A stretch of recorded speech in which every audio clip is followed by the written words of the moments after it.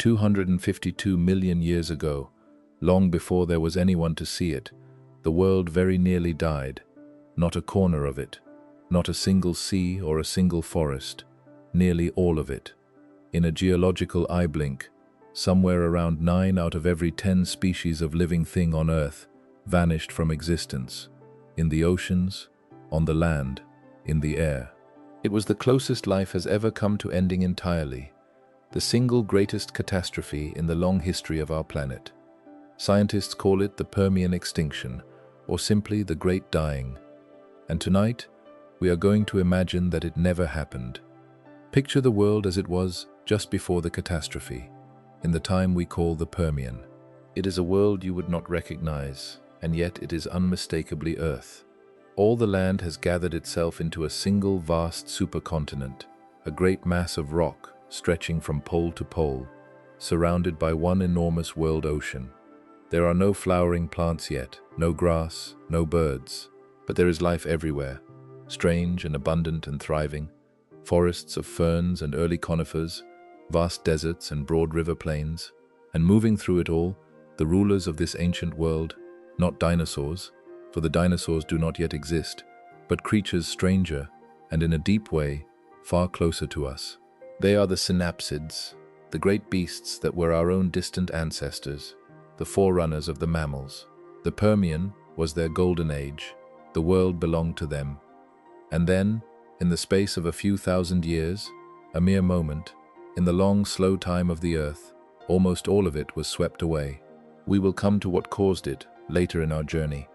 But the result was this. The thriving world of the great synapsids was shattered. The forests fell, the seas emptied. The mighty beasts that had ruled the land for tens of millions of years were reduced to a handful of struggling survivors, clinging on through the long dark aftermath. And into the wreckage of that broken world, a few small, scuttling, unremarkable creatures crept forward to take their chance. The ancestors of the dinosaurs. The Great Dying cleared the stage, and on that swept and empty stage, the age of the dinosaurs began. But what if it hadn't? What if the catastrophe had never come? What if the volcanoes had stayed quiet, the seas stayed full, the great forests stayed standing, and the thriving world of the Permian had simply continued, on and on, never broken, never swept away? Tonight, that is the world we are going to explore. A world where the Great Dying never happened, a world where the dinosaurs never got their chance, and never rose, and never ruled. A world where, instead, the great synapsids, our own ancestral line, kept their crown and went on evolving for the extra 250 million years that in our history they never got. We are going to ask what those creatures might have become, given all that time. We are going to imagine a world ruled not by dinosaurs, but by the cousins of mammals, and perhaps, in the end, by minds. So before we begin, if you enjoy these quiet journeys into worlds that might have been, take a moment to like this video and subscribe, but only if you truly want to. And tell me in the comments where you're listening from tonight, on our own version of the Earth, the one where the Great Dying did happen and cleared the way, in the end, for us. There's something strange and lovely in that thought. All of us here because of an ancient catastrophe, drifting off to sleep while we imagine the world that would have been if it had never come. Now settle in and let your body grow heavy and still. Dim the lights and let your breathing slow and deepen. There is nothing you need to do now but listen and drift and wander with me back across 250 million years to a world that almost was. This is the story of the Great Dying that never came, and of the strange and wonderful world that might have grown up in its place. And we have the whole long night to explore it. To imagine a world where the Great Dying never happened, we must first go back and stand in the world that it destroyed, the world of the late Permian, the lost golden age that, in our history, was swept away. It is a deeply strange world, and a deeply beautiful one, and it is the foundation of everything we will imagine tonight.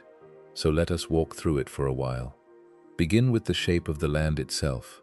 In the Permian, there were no separate continents as we know them, no Africa, no Asia, no Americas scattered across the globe. Instead, All the world's land had drifted together and fused into a single titanic supercontinent, which scientists call Pangaea. It stretched nearly from the North Pole to the south, a vast unbroken mass of rock and forest and desert, and around it rolled a single enormous ocean called Panthalassa, covering most of the planet. To stand on Pangaea would be to stand on a continent so vast that its deep interior, far from any sea, was a desert of staggering scale, bone-dry, baking, cut off from the rain, one of the largest dead-dry wastelands the Earth has ever known. But along the coasts, and the great rivers, and the wetter lands, life flourished in astonishing variety. And what life it was! The plants of the Permian were not the flowers and grasses we know. Those would not appear for over 100 million years. Instead, there were great forests of ferns and seed ferns, of early conifers and strange extinct trees, painting the wetlands in deep green. Through these forests crawled and buzzed the insects, some of them grown to sizes that astonish us, for earlier ages had seen dragonflies with the wingspans of hawks, and in the rivers and swamps lived amphibians the size of crocodiles, broad-headed and patient, lurking in the warm water. But the true rulers of the Permian world, the lords of the land, were the synapsids. And here is the thing most people have never been told. These were not dinosaurs, and they were not exactly reptiles as we usually picture them. They were the synapsid line, the branch of life that would, in the far future, lead to the mammals, and to us. In the Permian, this line was at the height of its first great flowering. There were the dinocephalians, massive and heavy-headed, some as large as oxen. There were the dicynodonts, strange tusked plant-eaters with beaks like turtles, ranging from the size of a rat to the size of a hippo, grazing across the land in great numbers. And there were the gorgonopsians, the great predators of the Permian, sleek and powerful hunters with long saber-like fangs, the lions and wolves of their age, stalking the plant-eaters across the ancient plains. These were the kings of the world, and every one of them was, however distantly, a cousin of yours. Imagine that world, full and thriving, in the last age before the catastrophe. The great green forests along the coasts and rivers, the vast red deserts of the interior, the herds of tusked dicynodonts grazing the ferny plains, watched by the saber-fanged gorgonopsians from the shadows of the trees. The warm, shallow seas crowded with corals and shelled creatures and fish. A whole world, rich and complete and alive, ruled by the ancestors of mammals, with not a single dinosaur anywhere upon it. For their time had not yet come, and in the world we are imagining tonight, it never would. This is the world that the Great Dying destroyed, and this is the world that, tonight, we are going to save. Before we turn the catastrophe aside and let the Permian world live on, we should understand what it actually was, what nearly ended the world 252 million years ago. For only by knowing what almost happened can we truly appreciate the world that would have been if it had not. So let us look, gently and from a safe distance of 250 million years, at the Great Dying itself. The cause, as far as scientists can tell, lay not in the sky, but in the earth, in the depths of the planet itself. In what is now Siberia, the crust of the earth cracked open on a colossal scale, and for hundreds of thousands of years, lava poured out across the land in one of the largest volcanic events the planet has ever known. This was not a single eruption, not a mountain blowing its top, but a vast, slow, relentless flooding of molten rock across an area the size of a continent, building up layers of volcanic rock thousands of feet deep. We call this region the Siberian Traps, and the scale of it is almost beyond imagining, a wound in the earth that bled fire for ages. But it was not the lava itself that did the killing. It was what came with it. As all that molten rock forced its way up through the crust, it burned through vast deposits of coal and gas and salt, and it released into the air enormous quantities of gases, carbon dioxide above all, the same gas we worry about today, but in staggering, world-altering amounts. And the effect was catastrophic. The world warmed, savagely and quickly. The oceans, soaking up the carbon dioxide, turned acid, dissolving the shells of the creatures that lived in them. And as the seas warmed, they lost their oxygen, until vast stretches of the ocean became dead zones, suffocating and poisonous, where almost nothing could live. On land, the heat and the drought and the poisoned air killed the forests and the creatures that depended on them. It was a cascade, one disaster triggering the next, the warming feeding the acid, feeding the suffocation, until the whole living world was caught in a collapse from which there was almost no escape. And the toll was almost beyond belief. In the oceans, around 96% of all species died, so close to total that nearly every branch of sea life was pruned down to a few desperate survivors. On land, perhaps 70% of vertebrate species vanished. Even the insects, which almost never suffer mass extinctions, were hit hard, the only time in their entire history that they were. Whole great groups of creatures that had ruled the Permian world were wiped out completely, gone forever, leaving nothing behind but fossils. It was not just an extinction, it was very nearly the end of complex life on Earth, the closest the planet has ever come, in all its billions of years, to falling silent altogether. It is sobering to consider, even from this vast distance of time, and it is worth holding for a moment before we set it aside. The world really did come that close to ending. The rich and thriving Permian world we just walked through really was almost entirely destroyed by fire and heat and poisoned seas, in a catastrophe that unfolded over thousands of years. But tonight, in our imagining, none of it happens. Tonight the crust of Siberia holds. The great lava floods never come.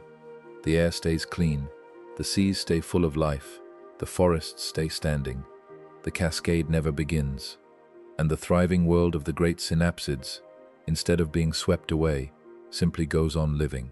Let us turn now from the catastrophe that was, and step into the world that would have been. So let us do it. Let us reach back 250 million years, and gently still the volcanoes of Siberia before they wake. The crust holds firm, the lava sleeps, the poison gases are never released, and the great dying, the catastrophe that in our history nearly ended the world, simply never comes. The late Permian morning dawns as it always did, over green forests and red deserts, over herds of tusked grazers and saber-fanged hunters, and then it dawns again, and the world goes on. What happens now? At first, almost nothing changes, and that is the point. The world simply continues being what it was, rich, thriving, ruled by the great synapsids. The dicynodonts go on grazing the ferny plains in their great herds. The gorgonopsians go on hunting them with their saber fangs. The forests go on greening the wetlands. The insects go on droning through the warm air. The shallow seas go on teeming with coral and shellfish and fish. The seasons turn, the rivers flow. Generations of creatures are born and live and die, as they always had. The difference is only this, that the great catastrophe, which should have ended it all, never arrives. And so the world that should have died simply keeps on living, age after age, exactly as it had been. But exactly as it had been cannot last forever, because life is never static. It is always changing, always evolving, always pushing into new shapes. In our own history, the Great Dying acted like a violent reset button. It swept the board clear, wiped out the dominant synapsids, and gave a completely different group, the ancestors of dinosaurs, the empty space they needed to rise. Without that reset, none of that happens. The dinosaurs' ancestors remain what they were in the Permian, small, marginal creatures, scurrying around the edges of a world firmly ruled by others. They never get their opening, they never rise. The age of dinosaurs, that whole vast chapter of Earth's history, the Tyrannosaurus and the Brachiosaurus and all the rest, is simply erased from the future. It never happens at all. Instead, the synapsids keep their throne, and now, freed from catastrophe, they keep doing what successful, dominant life always does. They go on evolving, diversifying, refining, spreading into every corner of the world. The line that, in our history, was nearly wiped out and then spent 150 million years hiding in the shadows of the dinosaurs as small, timid creatures. That line, in this world, never falls. It stays on top. It keeps the whole world, as its workshop. And it has, now, an extra 250 million years to see what it can become. 250 million years of unbroken evolution, building on creatures that were already, even in the Permian, edging toward the things that make mammals special. More active bodies, more complex teeth, perhaps the first warm blood, the first hair, the first stirrings of bigger brains. This is the great question at the heart of tonight's journey, and we will spend the rest of the night exploring it. Given 250 million extra years, with no catastrophe to stop them, and no dinosaurs to compete with, what would the synapsids, the ancestors of mammals, have become? Would they have grown into a whole world of strange mammal-like giants? Would warm blood and big brains have arisen far earlier than they did in our history? Would intelligence, real, deep intelligence, have emerged tens or hundreds of millions of years before it actually did? Tonight, we are going to imagine the answers and walk through the world that the great synapsids might have built, in all the long ages that the great dying in our history stole from them. Let us begin to watch that world unfold. Before we follow the synapsid world forward through its 250 million years of stolen time, we should pause and truly understand these creatures, the synapsids, because they are the heroes of tonight's story, and because they are, in the most literal sense, our own family. Most people, looking back to the age before the dinosaurs, imagine a world of reptiles and lizards. But the rulers of that world were something else entirely, not the ancestors of lizards or dinosaurs, but the ancestors of us. Here is the deep branching of the story, simply told. Long ago, after the first animals crawled onto the land, the great line of backboned land creatures split into two enormous branches. One branch led toward the reptiles, and from them, in time, to the dinosaurs, the birds, the lizards, the snakes, the crocodiles.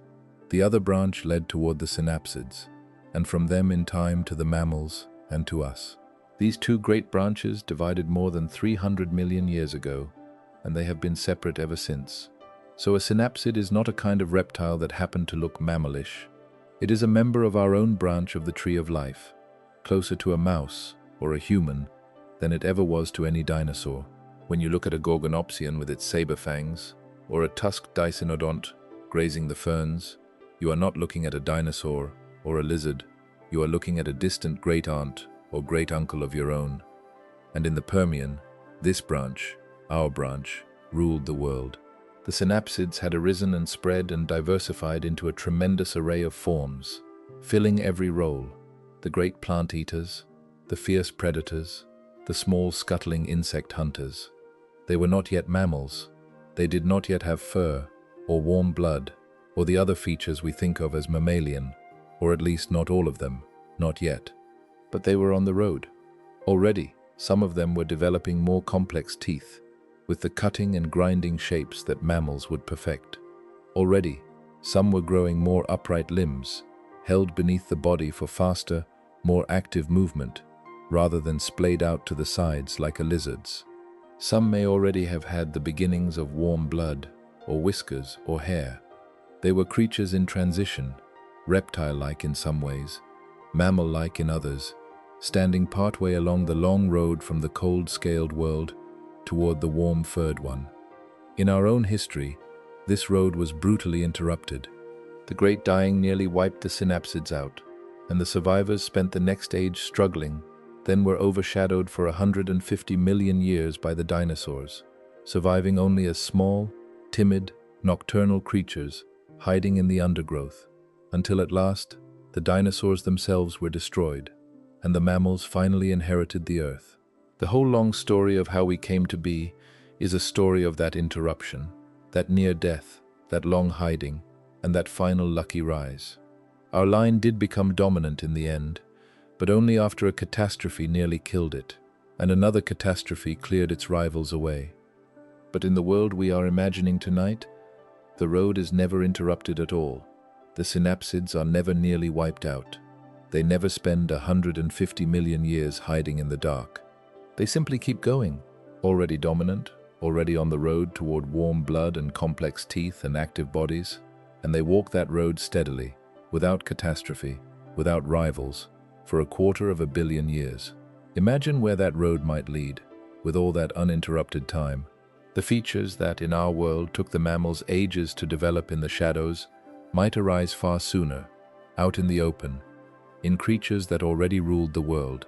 The whole mammalian story might unfold 100 million years early, and then keep going, into shapes and possibilities our own history never had time to reach. Let us follow that road now and see where it leads.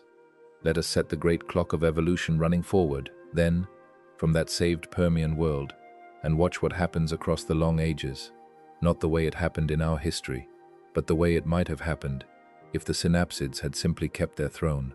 We have tens of millions of years to cover, so let us move through them gently, like watching a slow sunrise, and see the world change. In the first stretch of saved time, the first 10 or 20 million years past the catastrophe that never came, the changes would be subtle, but real. The synapsids, already the rulers, would continue refining what they had begun. The trend toward more complex teeth would deepen, giving rise to creatures that could process their food more efficiently than any before, slicing meat, grinding tough plants, and efficient eating fuels more active living. The trend toward upright, active bodies would continue, producing faster runners, more agile hunters, more capable creatures all around. And somewhere in this stretch, in all likelihood, the great threshold would be crossed that defines our kind of life, the coming of true warm blood. We will give that its own chapter, for it changes everything. But across these first tens of millions of years, the synapsid world would steadily become a warmer-blooded, more active, more energetic place. The cold, slow world of reptile-like creatures, giving way, branch by branch, to something faster and more alive. As warm blood spread, so too would its companions. A warm-blooded creature loses heat to the air, and one of the great solutions to that problem is insulation, a covering of hair, of fur. So somewhere along this road, the synapsids would grow furry, the first true coats of hair spreading across the descendants of those Permian beasts, until the world that had been ruled by sleek, scaled creatures came to be ruled by warm-furred ones. Whiskers for feeling in the dark, fur for warmth. Perhaps, in time, the live birth of young and the feeding of them on milk, as mammals do. Those deep mammalian innovations arising one by one, far earlier than they did in our history, in creatures that had the whole world to themselves. The synapsid world would be transforming, across these ages, into something we might almost call a world of mammals, but mammals of a completely different lineage from our own, descended not from the timid survivors of catastrophe, but from the proud, unbroken rulers of an unbroken world. And with each of these changes, the creatures would diversify, spreading into ever more forms to fill every possible way of living. Warm blood and active bodies open up whole new possibilities. The ability to live in colder places, to be active by night, to sustain long chases or long migrations, to grow large brains, which are hungry for energy and need a warm, active body to support them. Each innovation would open new doors, and through each door, evolution would send a flood of new creatures. The simple world of the Permian, grazers, hunters, and the rest, would blossom across these tens of millions of years into something far richer and more varied. A whole world of warm-blooded, furred, active beasts, descended from our ancient synapsid cousins, ruling a planet that the dinosaurs never touched. Let that slow transformation unfold in your mind as you settle deeper toward rest. Not a sudden change, but a gentle one, spread across more time than the mind can hold. The scaled giving way to the furred, the cold giving way to the warm, the slow giving way to the swift. A whole world quietly becoming warmer and faster and more alive, age by age, generation by generation, along a road that in our history was broken, but in this world runs on, smooth and unbroken, into the deep future. And we are only at the beginning of that road. Let us follow it further, into the world of strange beasts it would build. Push the clock forward now, tens of millions of years deeper into the saved world, and let us look around at what evolution has built, the strange and wonderful beasts that would rule this earth. descended from the great synapsids, shaped by all that uninterrupted time. For this would be a world full of large animals, a world of mammal-like giants such as our own history never saw, and to walk through it would be to walk through a kind of waking dream. Remember that in our world, after the dinosaurs were gone, the mammals rose and produced an astonishing variety of large creatures: elephants and rhinos, lions and bears, whales and giraffes, the great beasts we know. They did this in just 60-some million years. Now imagine the synapsid line, our line's deep cousins, doing the same thing, but with 4 times as long to do it, and never interrupted by catastrophe. The variety would be staggering. There would be great lumbering plant eaters the size of elephants, perhaps far larger, descended from the tusked grazers of the Permian, but now warm-blooded, furred, and refined across 100 million years, into forms we can scarcely imagine. There would be swift runners of the open plains, and heavy browsers of the forests, and burrowers and climbers, and creatures filling every role that large animals can fill. And because this is a completely separate lineage from our own mammals, the creatures would be strange, familiar in their broad outlines, because the same problems of living tend to produce similar solutions, but alien in their details. A great plant eater of this world might fill the same role as an elephant, but it would not be an elephant. It might have tusks, but in the wrong places. It might have a strange beaked face, inherited from its dicynodont ancestors, or a body built on different lines. A great predator might fill the role of a lion, but it might keep the saber fangs of its Gorgonopsian forebears, grown to terrible size. The world would be full of these echoes and near misses, creatures that do the same jobs as the animals we know, but wear them in different shapes, because they came to them down a different evolutionary road. It would be like visiting a parallel Earth, where everything is recognizable and nothing is quite the same, and the sheer abundance of it would be breathtaking. A world with no catastrophe to thin it, no great dying to wipe the slate, would simply accumulate diversity, age after age, until it teemed with life, on a scale that staggers the imagination.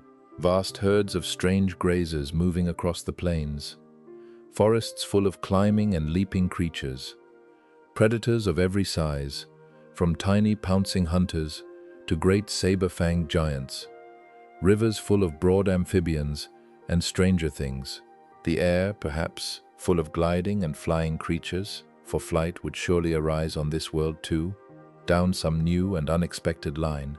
A whole planet packed with warm-blooded, furred, active life, descended from the beasts that almost died. A world richer, perhaps, than any that has ever actually existed, simply because nothing ever came to tear it down. Hold that teeming world in your mind as you drift, a whole earth full of strange and gentle giants, of saber-fanged hunters and tusked grazers, and leaping furred creatures. All of them are distant cousins, all of them living out their lives under an ancient sun, in a world that never knew catastrophe, never knew dinosaurs, and never knew us. A world of strange beasts, rich and abundant and alive, that might have been and never was. Let us walk out, in our imagination, onto the wide plains of this saved world, and spend some quiet time among its grazers, the great plant-eating herds that would be the foundation of the whole living world, the gentle multitudes on which everything else depends. For in any rich land it is the plant-eaters that come first and most abundantly, turning the green of the world into the flesh that feeds the hunters, and the herds of this world would be a wonder all their own. The plant-eaters of this world would trace their descent, most likely, from the dicynodonts, those strange, successful, tusked and beaked grazers that were among the most abundant creatures of the Permian. In our history, a few dicynodonts survived the Great Dying and lingered on for a while before fading away. But in this world they never face the catastrophe, and so they never fade.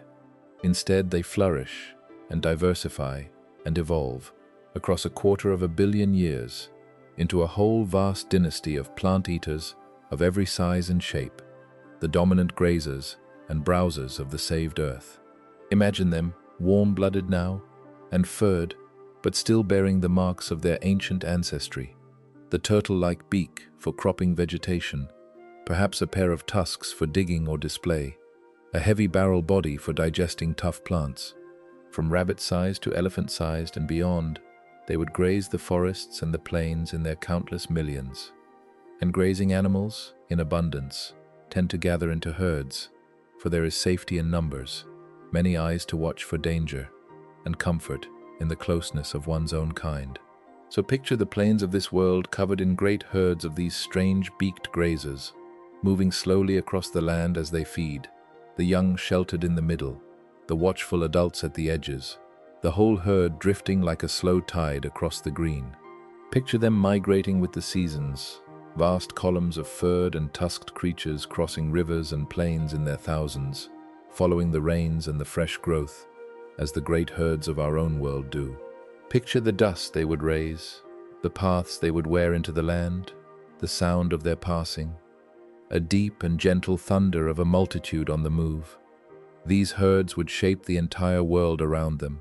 By their grazing, they would sculpt the plant life of the plains, keeping the forests in check, spreading the seeds of the plants they ate, fertilizing the soil, opening up the landscapes. By their abundance, they would feed every predator on the land, sustaining the great saber-fanged hunters and all the lesser ones besides.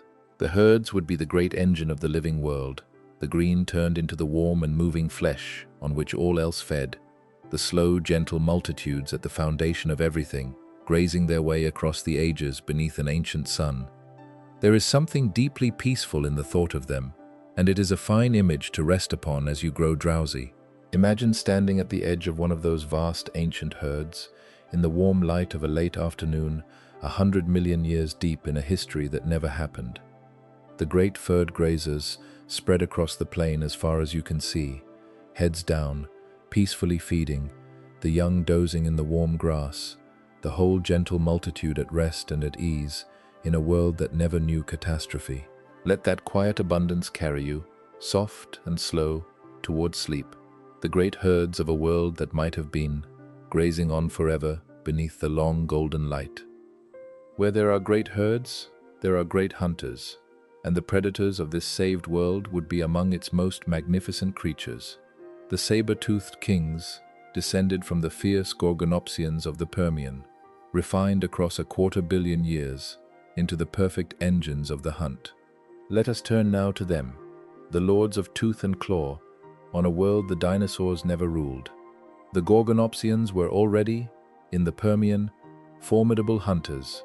They were sleek and powerful, built for active pursuit, and they bore long saber-like canine teeth, daggers in the mouth, made for piercing the hides of their prey. They were the apex predators of their age, the lions of the Permian world. In our history, they were among the great casualties of the Great Dying. The gorgonopsians vanished entirely, leaving no descendants at all. But in this world they never faced the catastrophe. And so this whole noble line of saber-toothed hunters, which in our history was snuffed out completely, instead lives on and flourishes and evolves across the ages into a dynasty of predators such as the world has rarely seen. Imagine them, refined by 100 million years of the hunt, warm-blooded now and furred, with all the speed and stamina that warm blood allows, able to run down their prey across the open plains, to hunt by day or by night, to range across whole continents. Their saber fangs, already long in the Permian, perfected into terrible weapons, perhaps grown even longer, for slashing and stabbing the great grazers they hunted. Their senses sharpened, keen eyes, keen ears, perhaps the wet questing nose, and acute smell that mammals are known for. Their bodies built for the chase or the ambush, sleek and muscular and deadly. There might be great solitary hunters stalking the forests alone, and swift pack hunters of the plains, working together to bring down the largest grazers, coordinating their attacks with the cooperation that intelligent social predators show.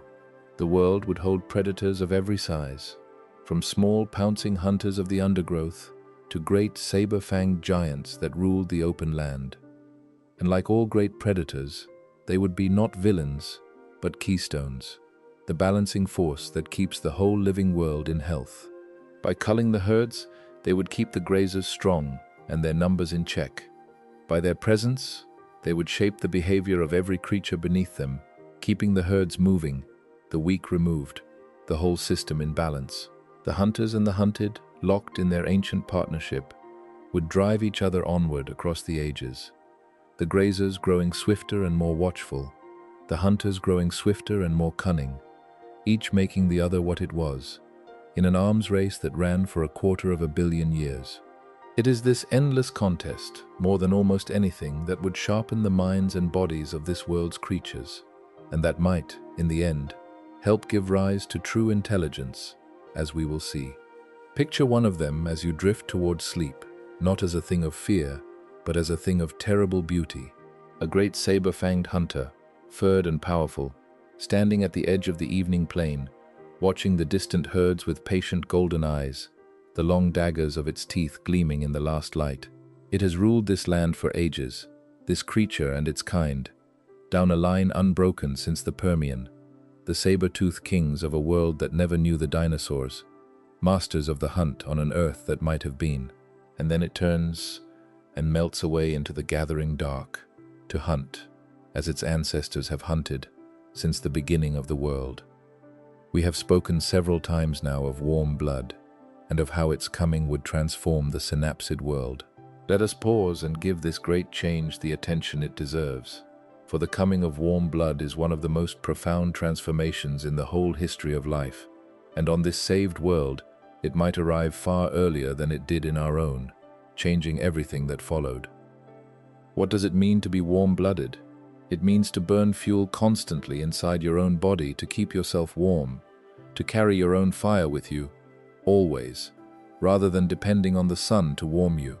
A cold-blooded creature, like a lizard, is at the mercy of its surroundings, warm and active in the heat of the day, cold and sluggish in the cool of the morning or the chill of the night, forced to bask in the sun, to gather the energy to move. But a warm-blooded creature is free of all that. It makes its own heat, and so it can be active anytime, in the cold dawn, in the dark of night, in the chill of winter, in places too cold for any cold-blooded thing to thrive. It can sustain long effort, long chases, long migrations, without tiring as quickly. It can live where the cold-blooded cannot, and do what the cold-blooded cannot.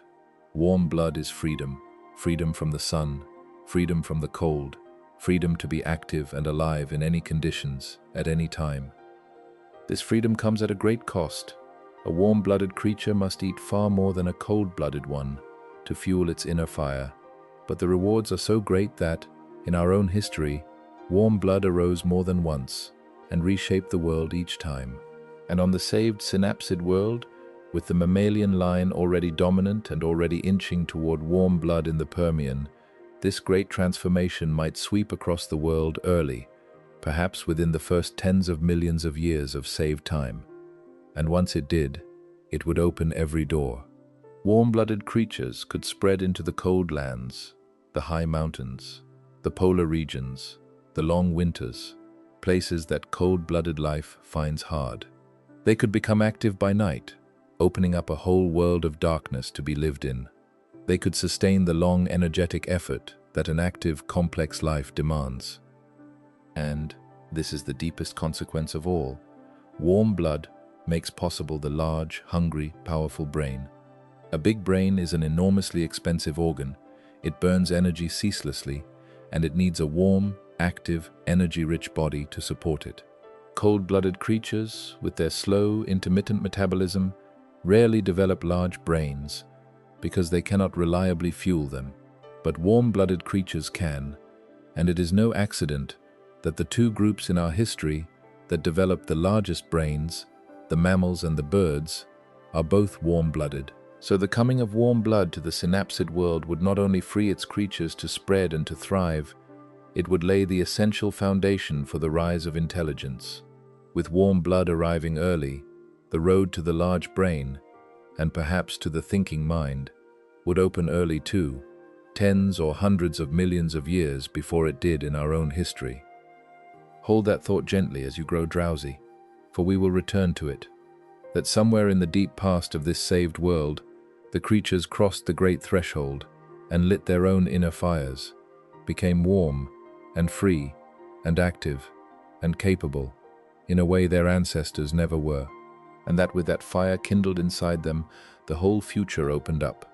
The cold lands, the dark nights, the long efforts, and, at the end of the road, the possibility of mind. The coming of warm blood is the quiet turning point of this whole story, the moment the world of cold, slow beasts became a world of warm, swift ones, and the long road toward thought began. Let us lift our eyes now from the creatures to the world itself, to the land and the climate and the great slow rhythms of the planet. For the saved world would not stay still beneath its thriving life. Over the long ages we are imagining, the very continents would move, the climate would shift, and the whole stage on which this drama played out would slowly transform. And it begins with the great supercontinent, Pangaea, and its mighty breathing. Remember that in the Permian, all the land was gathered into the single vast supercontinent of Pangaea, surrounded by one world ocean. A supercontinent is a strange and powerful thing, and it shapes the whole life of a planet. Its sheer size means that its interior, the land far from any coast, is cut off from the moisture of the sea and becomes a desert of staggering scale, baking and dry, one of the harshest environments the Earth can produce. Meanwhile, its vast bulk affects the climate of the whole world, the way a supercontinent holds and releases heat, the way it channels the ocean currents around its single great shore, the way it drives enormous seasonal swings, fierce hot summers and bitter winters across its huge landmass. To live on Pangaea would be to live in a world of extremes, brutal interior deserts, harsh seasonal swings, and rich life crowded along the wetter coasts and rivers where the climate was kinder. The creatures of the saved world would be shaped by this great continent and its harsh moods. The grazers and hunters would crowd the green coastal lands and river valleys, where water and plant life were abundant.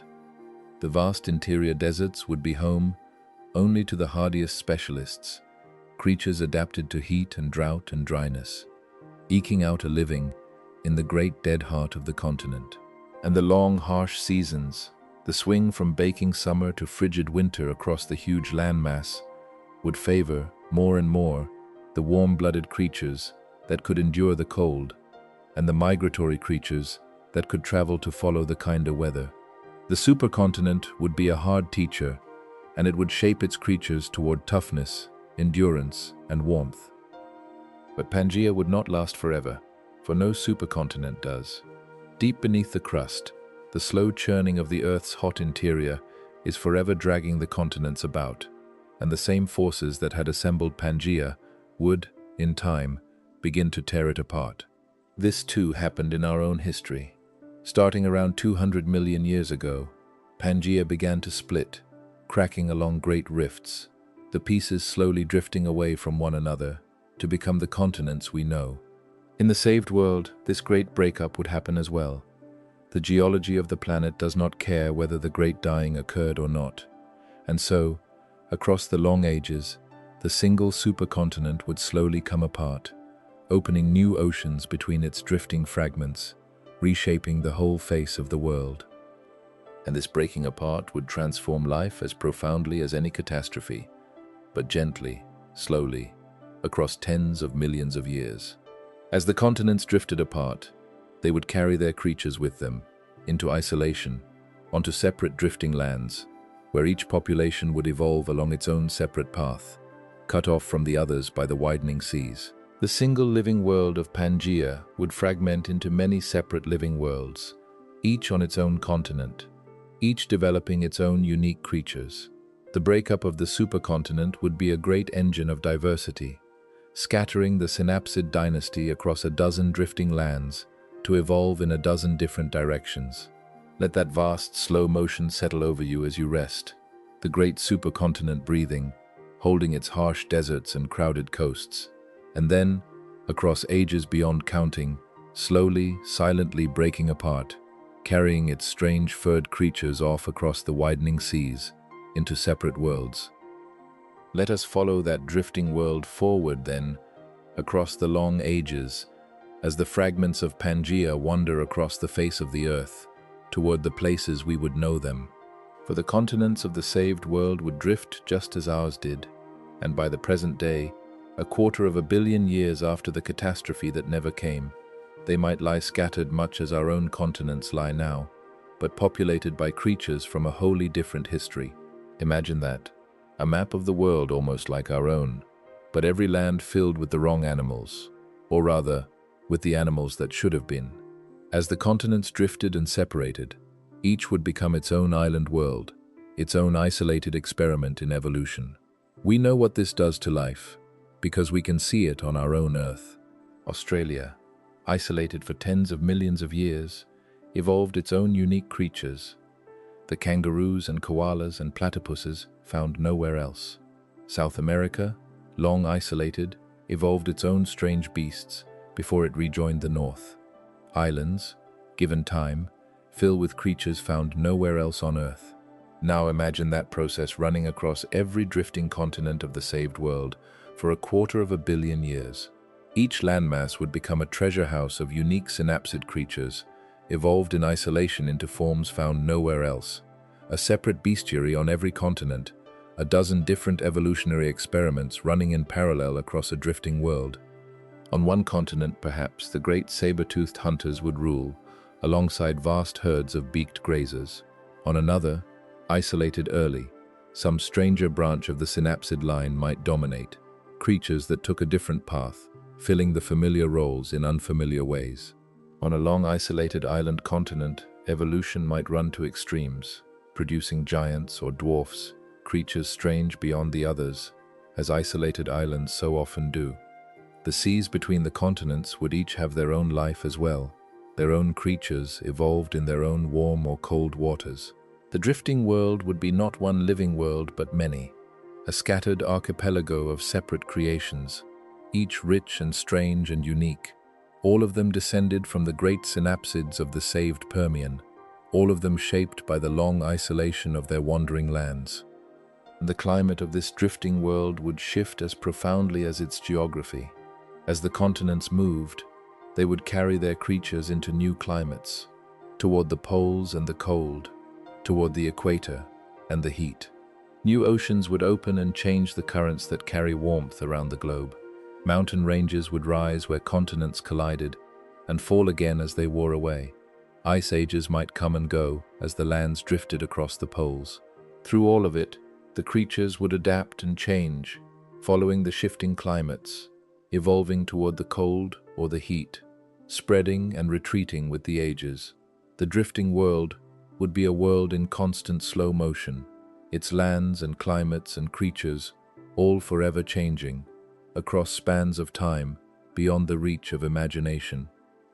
There is a deep and restful grandeur in this vast slow motion, and it is a fine thing to hold as you sink toward sleep, the whole face of a world slowly rearranging itself across 250 million years, the continents wandering like great slow ships across the globe, carrying their cargo of strange furred creatures into isolation and into new climates, each drifting land becoming its own world, its own story, its own bestiary of beasts that never were. A drifting world, endlessly changing, endlessly diversifying, building across the ages, a richness and strangeness of life that our own history, broken and interrupted as it was, could never quite match. Let that vast, slow drift carry you, gently, down toward rest. We have wandered the land of the saved world at length, but the greatest part of any living world is its oceans, and it was in the oceans that the great dying did its worst, killing some 96% of all marine species. So let us turn now to the sea and imagine the oceans of a world where that emptying never happened, where the rich seas of the Permian, instead of being all but annihilated, simply went on living and growing across the ages. The seas of the Permian were full and various, though different from our own. Their reefs were not built by the corals we know, but by other creatures, strange sponges and ancient reef builders, raising up structures in the warm, shallow waters. The seas teemed with shelled creatures, the coiled ammonoids jetting through the water, the lamp shells anchored to the bottom, the trilobites, those ancient armored creatures that had crawled the sea floors for hundreds of millions of years, still clinging on, in their last age, for the great dying would be the end of them. There were fish of many kinds, and sea scorpions, and crinoids like living flowers anchored to the bottom, and a whole rich web of life filling the warm Permian seas. It was an old world, the Permian Ocean, full of ancient lineages that had endured for ages, and almost all of it was about to be destroyed. But not in the world we are imagining. Here, the seas never empty. The trilobites, those patient armored survivors of 100 ages, do not make their final exit. They live on, perhaps for ages more, crawling the sea floors of the saved world, an ancient lineage given a new lease on life. The reef builders go on raising their reefs. The ammonoids go on jetting through the warm water in their countless coiled millions. The whole rich, ancient, various life of the Permian seas, instead of being pruned down to a few desperate survivors, simply continues, evolving, diversifying, growing richer across the ages, an unbroken oceanic world, building on a foundation that, in our history, was almost entirely swept away. And this would make for oceans profoundly different from our own. Our seas are full of relatively young lineages, the descendants of the few survivors who crept through the bottleneck of the Great Dying and then radiated out to fill the emptied waters. But the seas of the saved world would be full of ancient lineages, lines that in our world died at the end of the Permian but here lived on. The trilobites, the old reef builders, the ancient shelled creatures, evolved across 250 million more years into forms we can scarcely imagine, but still bearing the deep stamp of their ancient ancestry. It would be an older ocean, in a sense, an ocean of survivors that, in our world, did not survive, strange and rich and deep, layered with the accumulated diversity of an unbroken history. Picture those seas as you drift, warm, shallow waters over reefs built by creatures we have never seen, crowded with coiled shells and armored crawlers, and living flowers of the deep, the trilobites still patient on the seafloor after 500 million years, the whole ancient web of Permian life living on and on, never emptied, never broken, growing ever richer beneath the waves of a world that never knew the great dying. The oceans that, in our history, came so close to dying altogether, here alive and full and ancient and strange, rolling on across the ages beneath the same old sun. In all our imagining of great herds and saber-toothed hunters and the giants of the saved world, it is easy to forget that most of life, on any world, is small. For every great beast, there are countless small creatures, the insects, the burrowers, the scurrying things of the undergrowth, the vast multitudes of the tiny, and it is they, in their billions, who truly run the living world. So let us spend a little time, in the quiet, among the small and the many of the saved earth. Begin with the insects, for they are the great multitude of the land. The Permian was a world rich in insects, and some of them were giants, for in the ages before, the high oxygen of the ancient air had let insects grow to sizes that would be impossible later, dragonfly-like creatures with the wingspans of birds of prey, and giant millipede-like creatures, longer than a person. The great dying in our history struck even the insects hard, the only mass extinction they ever truly suffered. But in the saved world, the insects are never struck down. They go on droning and crawling and flying through the warm air, diversifying across the ages into forms beyond counting. The great small multitude at the foundation of the land's life, pollinating perhaps, recycling the dead, feeding the larger creatures, filling every tiny role. The saved world would hum and buzz and chirr with insect life on a scale to rival or exceed our own. And among the small creatures would be many of the synapsids themselves, for not all of our ancient cousins were giants. Many were small, scurrying insect hunters, burrowers, climbers, the little active creatures of the undergrowth. And it is often the small creatures, not the great ones, who carry the future within them. Remember that in our own history, it was small synapsids, little timid creatures hiding from the dinosaurs, who eventually gave rise to all the mammals, including us. The small are not lesser, they are the seedbed of what is to come. In the saved world, the small synapsids would scurry through the undergrowth in tremendous variety, hunting insects, gnawing plants, burrowing and climbing and leaping, and among them, very likely, would be the ancestors of whatever great things this world would eventually produce, including, perhaps, its eventual minds. For it is worth remembering that intelligence, when it arises, often arises in creatures that are not the largest or the fiercest, but the small, the social, the quick, the curious, creatures that live by their wits rather than their size, that must outthink their problems rather than overpower them. The small, clever creatures of the saved world, agile, warm-blooded, sharp-sensed, perhaps social, would be exactly the kind of life from which deep intelligence might one day grow. The future of a world is often hidden in its small creatures, scurrying unnoticed through the undergrowth, while the giants rule the plains above. There is a gentle lesson in that, to rest upon as you grow drowsy, that the truly important things in a world are often the small and the overlooked, the humble insects that pollinate and recycle and feed the world, the little scurrying creatures in whom the future quietly waits. The saved world's giants are magnificent, its herds and hunters grand, but the real engine of its life and the real seedbed of its future would be the small and the many, the humming insects, the scurrying furred creatures of the undergrowth, the quiet multitudes going about their tiny lives beneath the notice of the great, carrying within them, perhaps, the seeds of everything to come. Let us turn now to the green world, to the plants, for the plants are the foundation beneath all animal life, and the plant world of the saved earth would follow its own strange path across the ages, a path that touches one of the great questions of this whole imagining. Would there be flowers in this other world? The Permian, remember, was a world without flowers.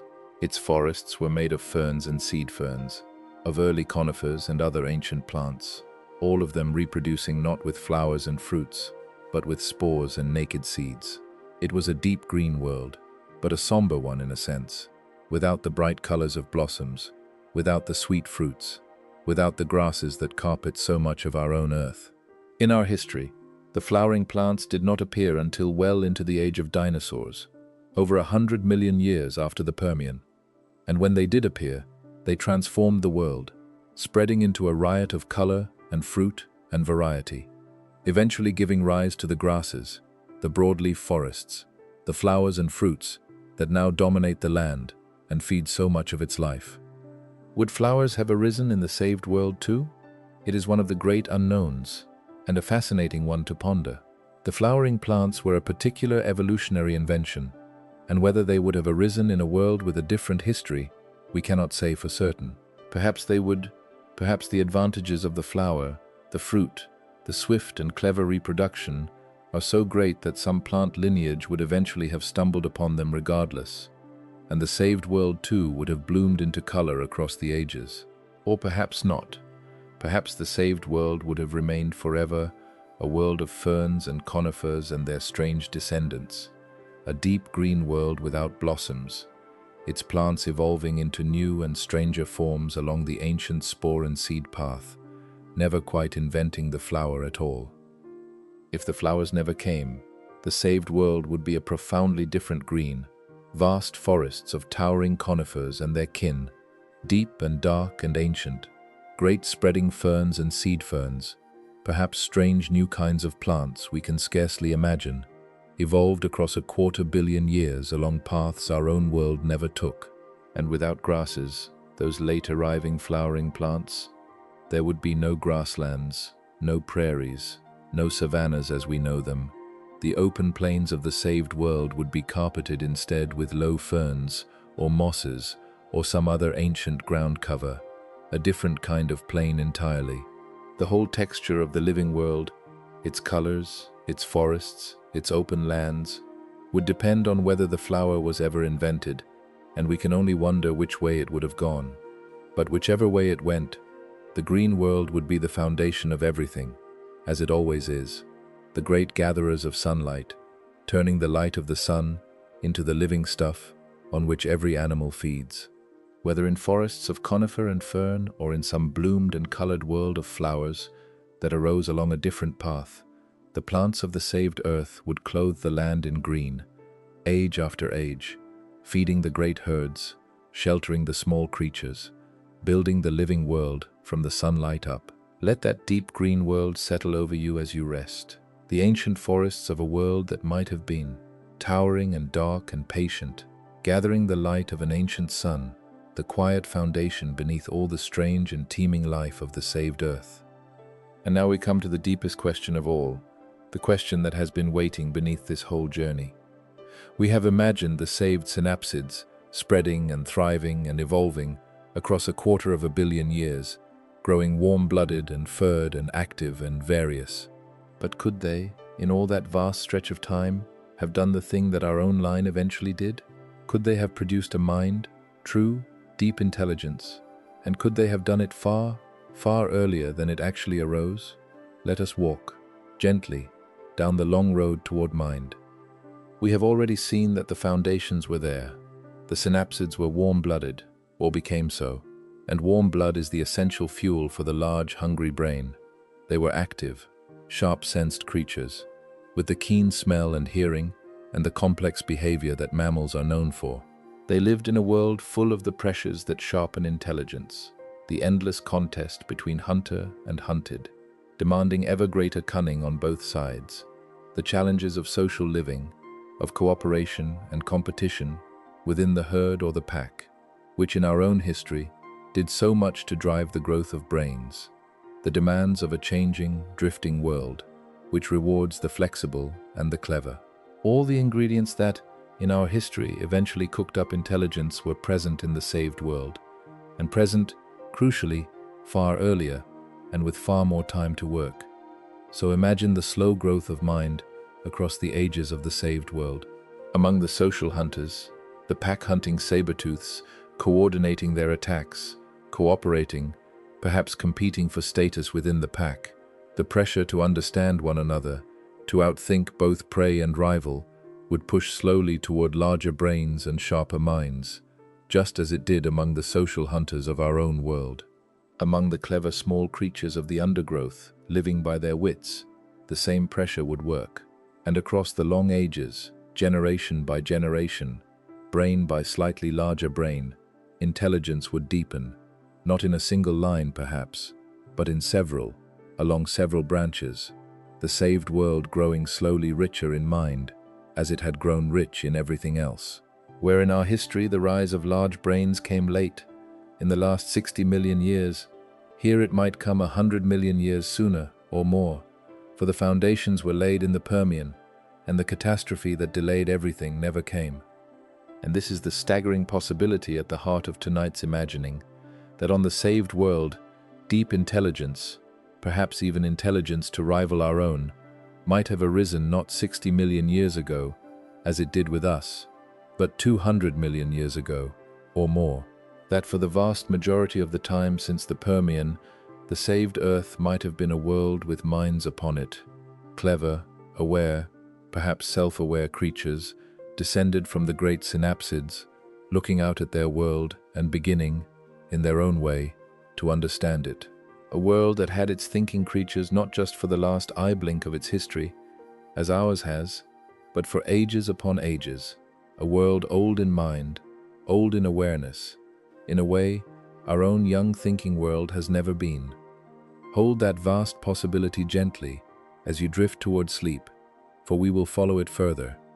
The slow kindling of mind across the ages of the saved world, brain by brain, branch by branch, until somewhere in the deep past, a time when, in our own history, there was nothing but dinosaurs and small hiding mammals, the saved Earth might already have held thinking creatures, looking up at the stars, wondering at their world, ages and ages, before anything of the kind arose on the Earth we know. The road to mind walked early and walked far, on a world that never knew the great dying. Let us dwell a while, then, in that astonishing possibility, that the saved world produced thinking minds, perhaps 100 million years or more, before our own arose, and try gently to imagine what such creatures might have been like. For they would be minds utterly unlike ours, and yet, in the deepest way, our cousins. Fellow descendants of the great synapsid line, fellow children of that ancient branch that led, in our world, to us. These thinking beasts would not be human, of course, nor anything close. They would be the descendants of the synapsids of the saved world, warm-blooded, furred, sharp-sensed creatures, shaped by a wholly different history. Perhaps they would descend from the clever social hunters, the pack-running saber-tooths grown ever more cunning across the ages, until some line of them crossed the threshold into true intelligence. Hunters become thinkers, their sharp predator senses and their deep social bonds the foundation of their minds. Or perhaps they would descend from some clever small creature of the undergrowth, some quick, curious burrower or climber that lived by its wits, grown across the ages into something far greater. We cannot know the shape they would take, but we can guess at the kind of mind they might have. For minds, however they arise, tend to share certain deep features. They would be social, almost certainly, for deep intelligence in our world has nearly always arisen among social creatures. The pressure of living together, of understanding and cooperating with and outwitting one's fellows, being one of the great forges of the mind. So picture them living in groups, families, clans, communities, bound together by cooperation and communication, by the deep social bonds that intelligence both requires and creates. They would communicate surely, though perhaps not as we do, by sound, by scent, by gesture, by some channel suited to their particular bodies and senses. They would be curious and clever and capable of learning, of solving problems, of remembering and planning. They might use tools, as clever creatures do. They might pass knowledge from one generation to the next, building up across time the beginnings of culture, that accumulation of learned wisdom that makes a thinking species more than the sum of its individuals. And they would have, perhaps, the deepest gift of all, awareness, the capacity to know that they exist, to wonder about their world, to look out at the herds on the plain and the stars in the sky, and ask what it all is and why. We cannot know whether the thinking beasts of the saved world would have crossed that deepest threshold into true self-awareness, into wondering and questioning minds. But it is possible, and if they did, then the saved earth would have held for ages upon ages creatures that looked out at their ancient world and knew themselves to be alive in it, and wondered at it, exactly as you wonder now, not human, not anything we would recognize, but aware, fellow minds, fellow wanderers, on a world that never knew the catastrophe that, in the end, made us. There is something profoundly moving in imagining them, and it is a gentle thought to carry toward sleep, somewhere in the deep past of a history that never happened, in the warm evening light of an ancient plain, a group of furred and clever creatures, our deep cousins, the thinking beasts of the saved world, might have gathered together at the end of the day, communicating in their own fashion, watching the herds and the setting sun, aware of themselves and their world and each other, wondering, in their own way, at the strange gift of being alive. Fellow minds, ages before us, on the earth that might have been, let them keep their ancient evening watch as you drift down, at last, toward sleep. If the saved world produced thinking minds, ages before our own arose, then we must ask the next question, the boldest one of all. Could those minds have built a civilization? Could there have been, deep in the history of the saved earth, a flowering of culture and technology, and perhaps even cities, 100 million years or more before anything of the kind appeared in our own history? And if there were, would we ever know? Let us imagine it, gently. Suppose that somewhere in the deep past of the saved world, one line of those thinking beasts crossed not just into awareness, but into the long climb that we ourselves once climbed. The discovery of tools, then better tools, the mastery of fire perhaps, that great threshold, the building of shelters, then settlements, the development of language rich enough to carry complex ideas, the slow accumulation of knowledge across generations into something like science, something like history, something like a civilization. There is no law of nature that forbids it. If it could happen once, and it did, with us, then it could happen again, in another line, on another branch, at another time. The saved world, with its early minds and its hundreds of millions of spare years would have had time for it to happen not just once, but perhaps many times over. So picture, if you will, an ancient civilization of the thinking beasts, a culture of furred, warm-blooded, clever creatures, our deep cousins, rising to greatness in a time when, in our own history, the world held nothing but dinosaurs. Picture their settlements along the ancient rivers, their tools and their crafts, their accumulated knowledge and their art, their understanding of their world slowly deepening across the generations. Picture them watching the stars, charting the seasons, telling their histories, wondering at their origins, a whole thinking, building, knowing civilization, flourishing in the deep past of a world that never was. It is a staggering thing to imagine that the Earth might have borne not one civilization, ours, in the last eye blink of its history, but many, scattered across the ages, the first of them arising hundreds of millions of years ago. And here is the haunting part, the part that touches something real about our own world. If such a civilization had arisen and flourished, and then, like all things, eventually passed away, would we ever know?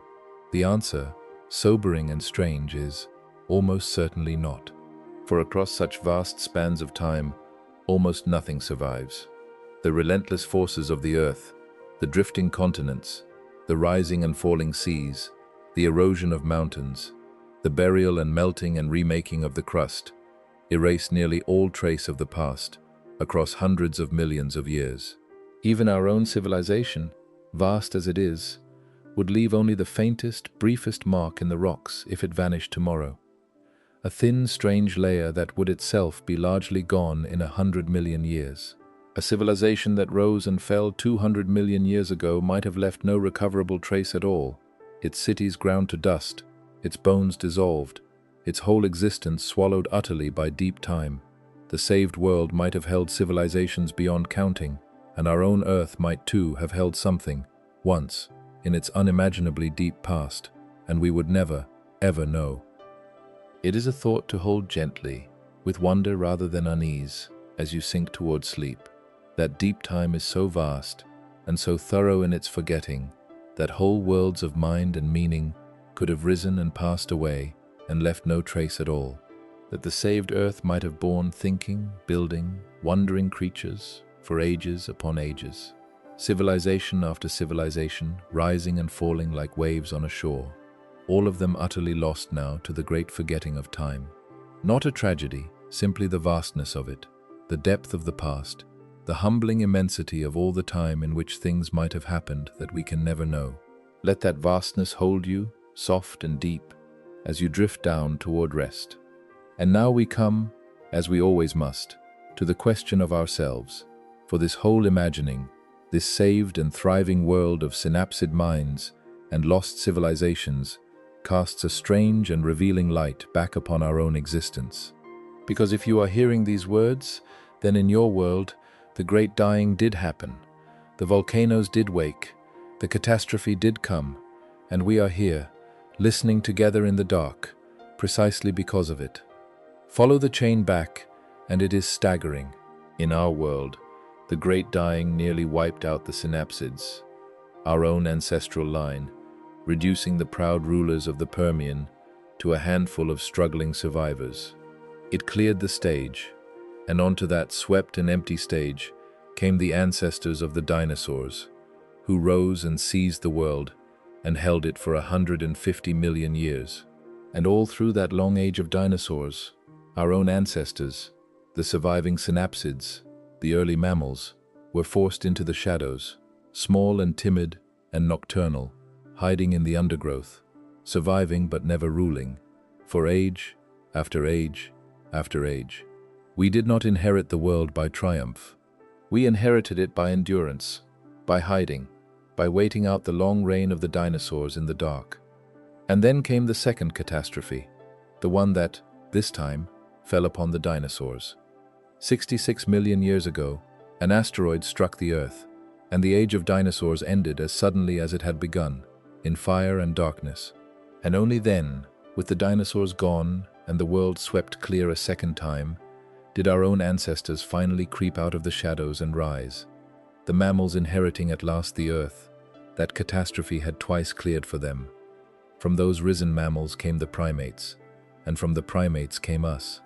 Every step of our existence, traced back, runs through catastrophe, the great dying that nearly killed our line but cleared the way for the dinosaurs, the long hiding in the dark, the asteroid that killed the dinosaurs and finally freed us. We are, in the most literal sense, the children of disaster, here only because the world was broken, twice, in just the right ways, at just the right times. And this is what the saved world reveals to us, by its very difference. In the saved world, where the great dying never came, the synapsids never fell, the dinosaurs never rose, and so the asteroid 66 million years ago, if it still came, would have struck a world of synapsid rulers, not dinosaur ones, and reshaped it in some wholly other way. The particular chain of catastrophe and survival and rise that led to us would never have occurred. The primates would never have arisen, not as they did. Human beings, you, me, all of us, would never have come to be. The saved world is a world without us. Its thriving synapsid minds, its lost civilizations, its strange furred wonders, all of it unfolds in a history with no humans anywhere in it, ever. We are not in that world. We could not be, for we exist only because the catastrophe came and broke the world and set in motion the long, strange chain that ends in us. Sit with that, gently, in the quiet dark, the vertiginous strangeness of it, the great dying, the worst catastrophe in the history of life, the near death of the entire living world. That is the thing that made us possible. Had it never happened, the world might have been richer, older in mind, full of thinking creatures, ages before us, but we would not be in it. We owe our very existence to the worst day the earth has ever known. We are here because the world almost ended. There is a deep and humbling wonder in that, and a strange kind of gratitude, that out of the greatest of all catastrophes, across 250 million years, came this, you, lying here in the warm dark, alive and aware, and able to imagine the world that would have been if the disaster that made you had never come. Let us hold the two earths side by side now, as we near the end of our long journey, our own history and the saved world that might have been, and see, in their great difference, what each one is. For they are the same planet, the same ancient earth, divided only by a single catastrophe 250 million years ago, the great dying that happened in one world and not the other. In our earth, the catastrophe came, and history runs through disaster and renewal, again and again. The synapsids nearly die, the dinosaurs rise, the dinosaurs fall, the mammals rise, and at last, in the final eye blink, we arise.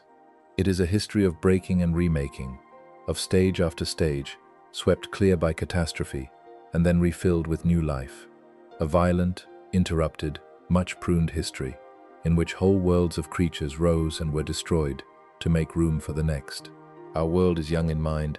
Thinking creatures have walked it only for the briefest sliver of its history, and our world is, in a sense, a survivor's world, a world built by the lucky few who crept through the bottlenecks of catastrophe and inherited the wreckage. We are here because so much was destroyed. In the saved Earth, the catastrophe never comes, and history runs smooth and unbroken from the Permian onward.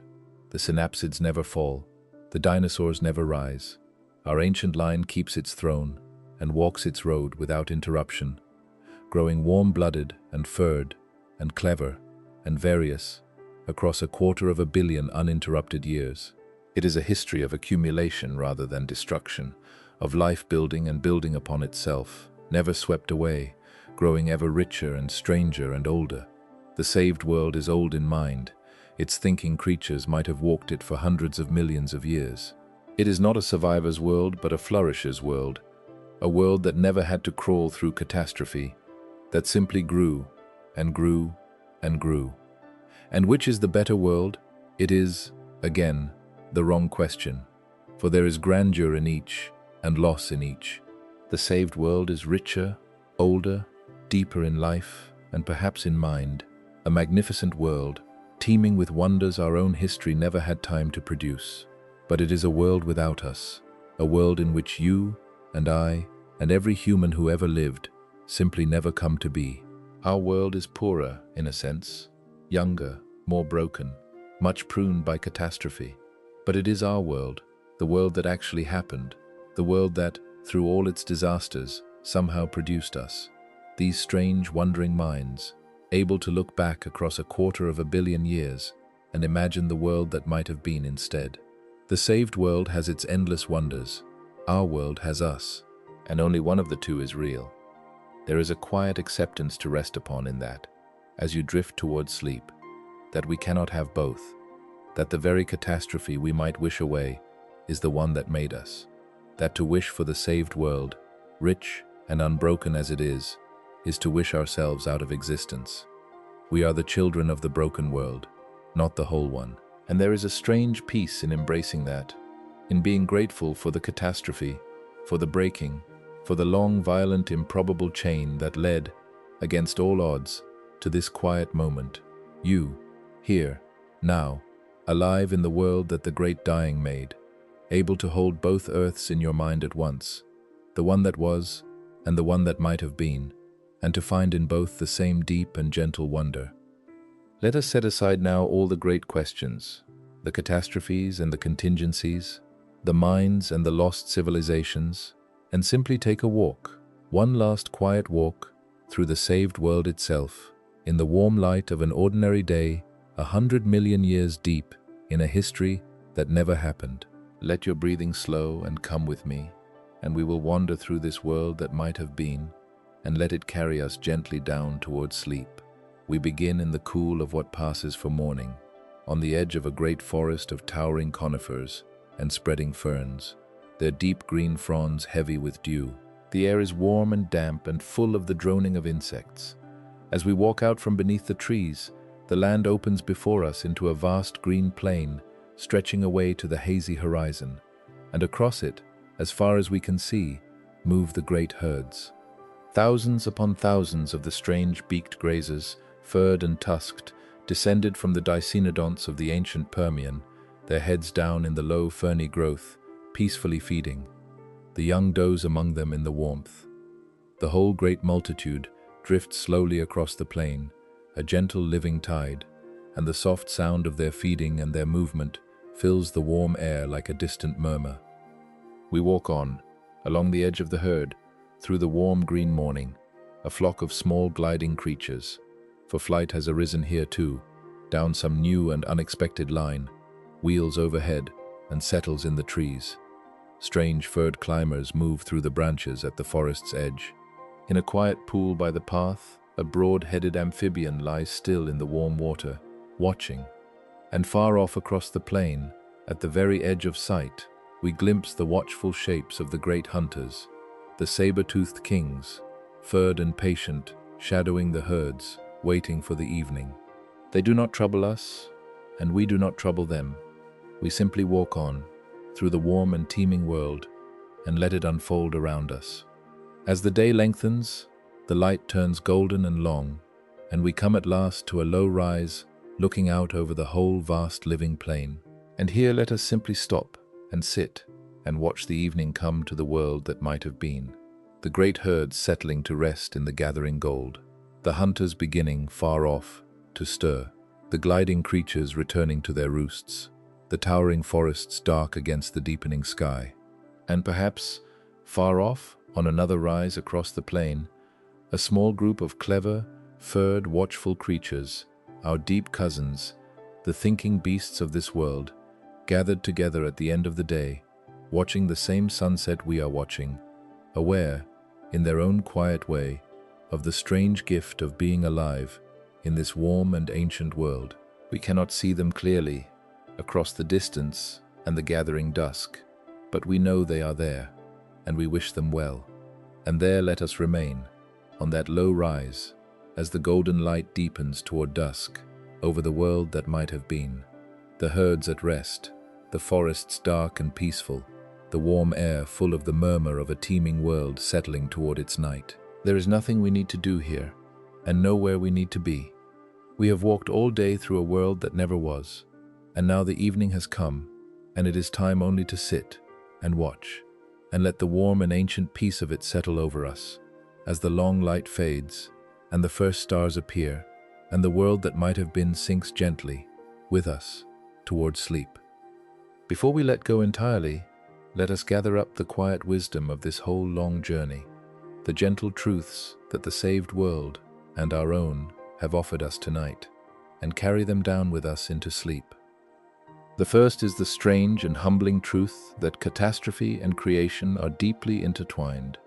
We tend to think of catastrophe as pure loss, pure ending, and the great dying was indeed the greatest loss the living world has ever suffered.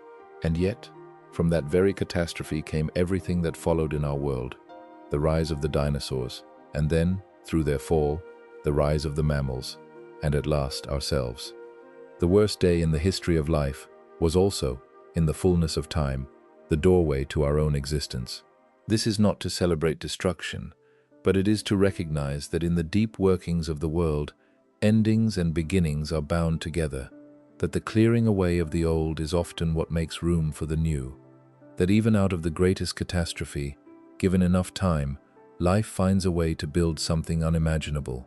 There is a hard comfort in that nothing, not even the near death of the whole living world, is purely an ending.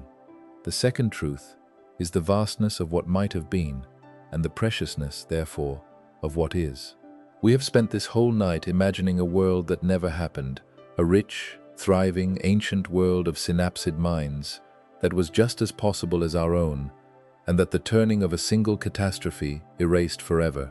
And there are countless such worlds, countless ways history might have gone, countless Earths that might have been and never were, branching away at every turn of chance.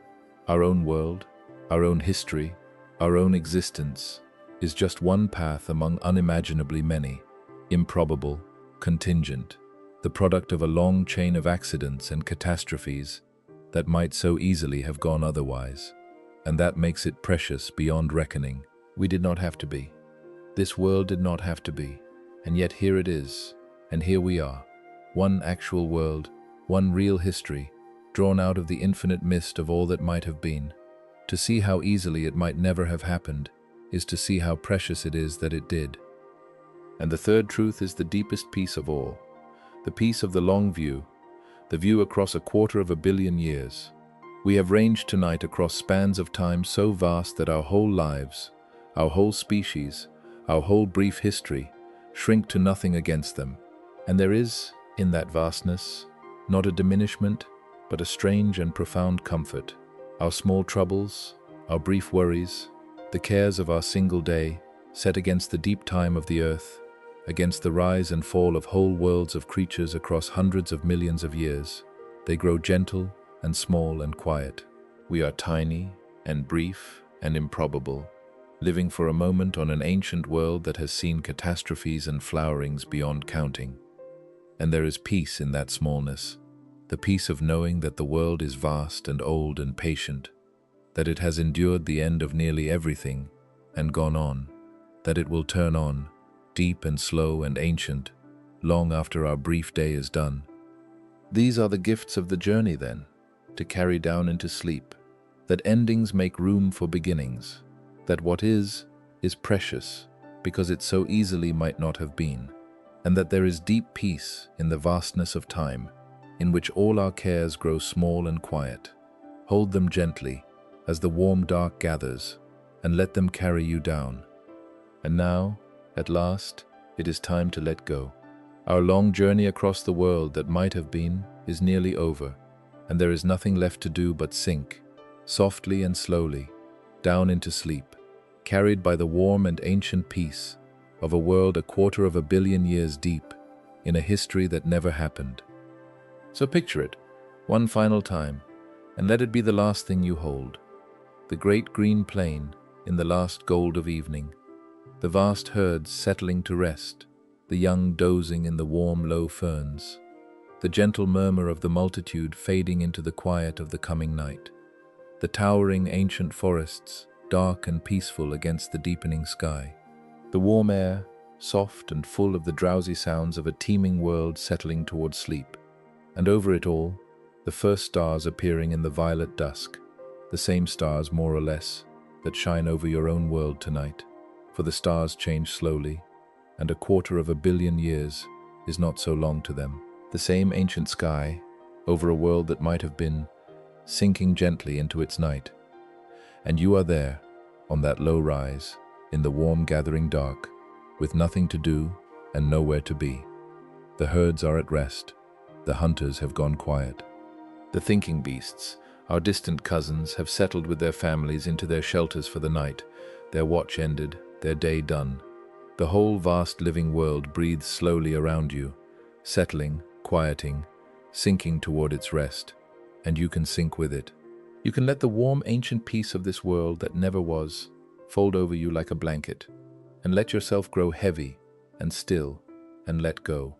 There is nothing left to imagine now, nothing left to wonder, nothing left to do but rest, here, in the warm dark, at the close of a long day, in a world that might have been. The ancient world turns on around you now, deep and slow and peaceful.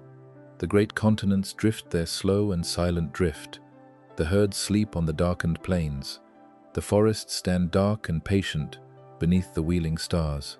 And the whole vast saved world, teeming and ancient and at peace, sinks gently into its night and asks nothing of you at all but that you sink with it, down into the warm and dreamless dark. You have wandered far tonight, across 250 million years, through a world that never was, among herds and hunters and thinking beasts and lost civilizations beyond counting. And now the wandering is done, and the long day is over, and it is time only to rest. So let the ancient world carry you down. Let its warm and patient peace fold over you, soft and deep and kind. The herds will sleep on the darkened plains. The forests will stand watch beneath the ancient stars. And the whole vast world that might have been will hold you, gently, through the long and quiet night, as you sink down at last into sleep, a child of the world that was, dreaming, for one quiet night, of the world that might have been. Sleep now, traveler through deep time. Let the ancient peace carry you down. The world will turn, as it has always turned, across all its endless ages, and the warm dark will hold you, softly, through the long and quiet night. Good night.